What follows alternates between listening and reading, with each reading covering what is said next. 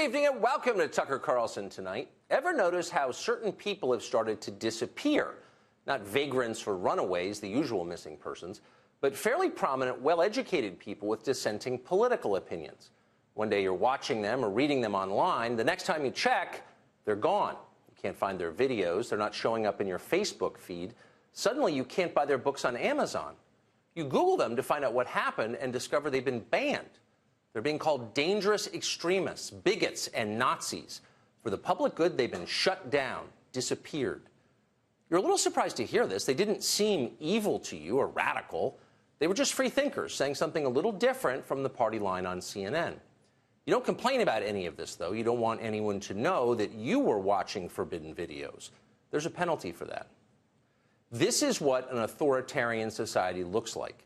It's a place where the group in charge will tolerate no criticism at all. That's what we're becoming. It was only a matter of time before they came for Fox News. Of the top dozen news networks in the United States, only Fox has an alternative view.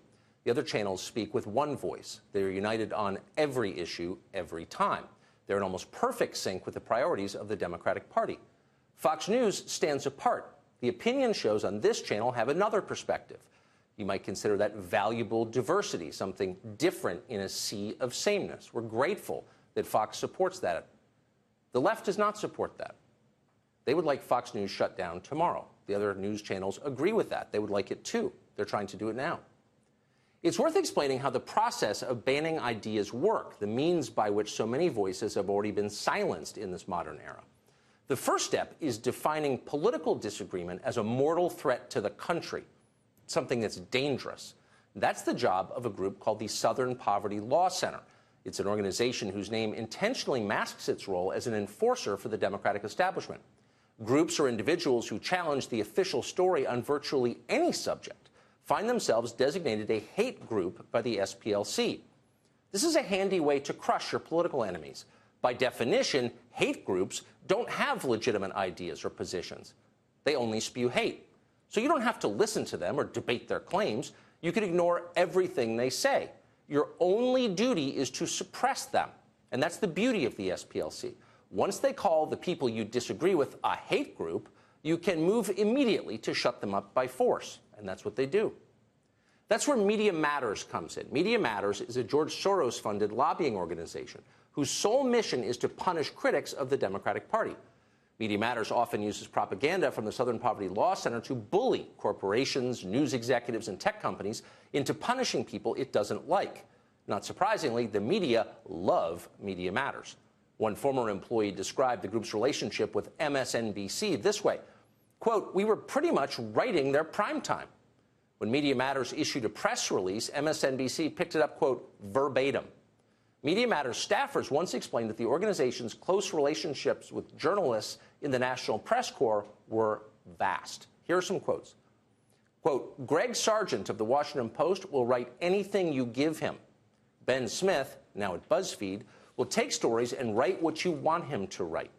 The people at Huffington Post were always eager to cooperate. Jim Rainey at the LA Times took a lot of our stuff. Brian Stelter at the New York Times was helpful." Well, Brian Stelter has since left the New York Times. He's now the House eunuch at CNN, announcing proclamations from his tiny king, Jeff Zucker. He takes his talking points, though, still from Media Matters. Here's Zucker's puppet.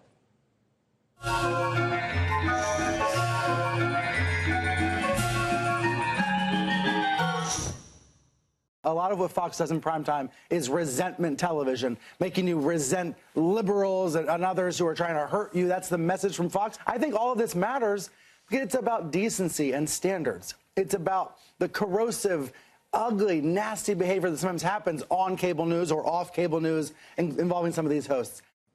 "It's about decency," cries the eunuch. "We must have decency." By which the eunuch means less disobeying, more obedience. Stop criticizing the program, or else.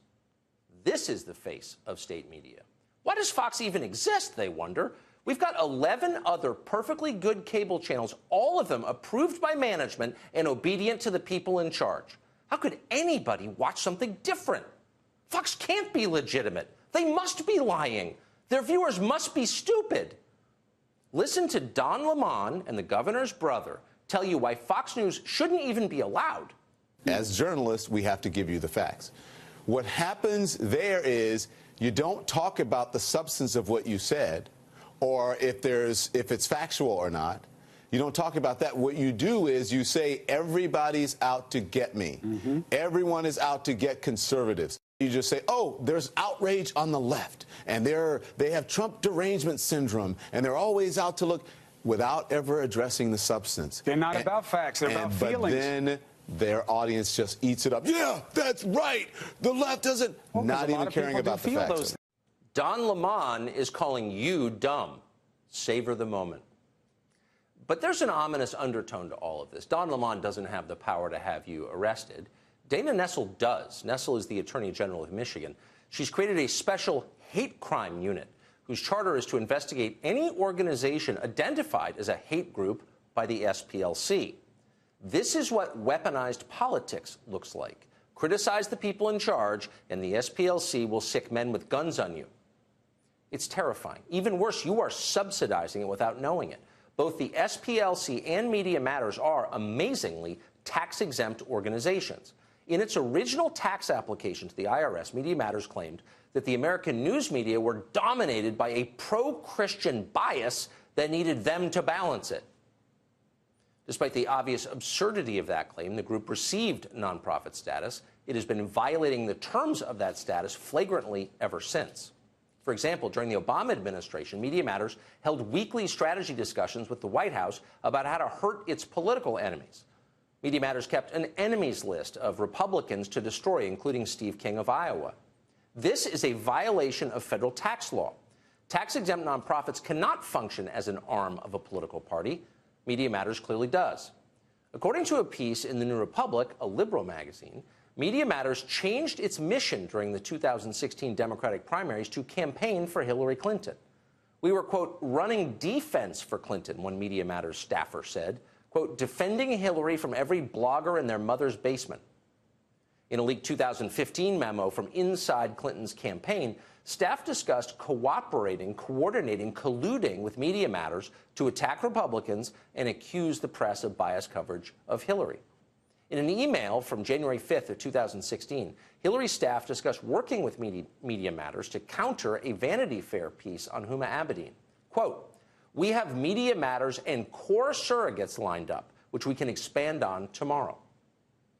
This isn't just unethical, it is illegal. Under IRS regulations, 501c3 nonprofits are totally prohibited from participating in the campaigns of political candidates. Media Matters broke the law. The group has never been punished for this, though it is widely known. Media Matters retains its tax-exempt status. That means that you and every other taxpayer is subsidizing a tax on our own First Amendment. Why is this? How can this be happening? Maybe someone should call the IRS tomorrow morning and find out.